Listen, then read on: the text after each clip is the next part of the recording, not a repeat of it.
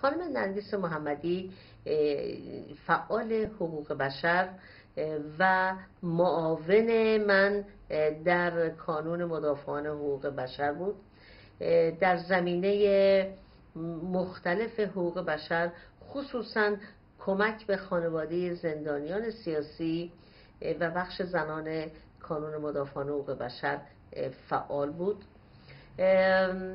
او به خاطر فعالیت‌های حقوق بشری به 6 سال حبس محکوم شده. در اثر فشارهای بین المللی و اعتراضات بین المللی با وثیقه بسیار سنگین نرگس رو آزاد بهش مرخصی میدن که بیاد خودش رو درمان بکنه. زمانی که او رو دستگیر میکنن در بازداشت که بود، به خاطر فشارهای جسمی و روحی که به او وارد میشه مبتلا به فلج ادواری عضلانی میشه. مشکل اینه که اگه حالش خوب بشه 2 مرتبه میره زندان و 2 مرتبه همان بیماری عود میکنه، برای اینکه این یک بیماری روانتنیه، یعنی یک بیماری است که در اثر ناراحتی روانی بهش عود میکنه.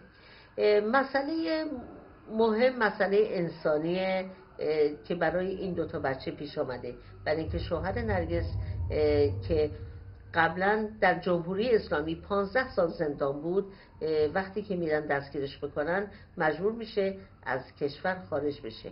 این 2 بچه به وسیله مادر بزرگشون نگهداری میشن و انقدر روحیه این بچه ها تضعیف شده که اینا هر شب مادر بزرگ رو بغل میکنن و میگن تو پیری، نکنه تو هم بمیری، اگه تو بمیری کی از ما مراقبت بکنه؟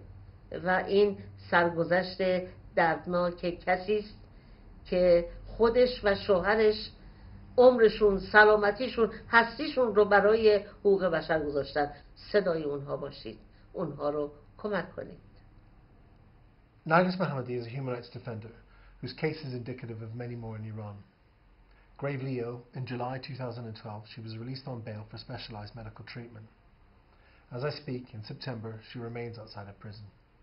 If she's returned to prison, she'll once again be a prisoner of conscience.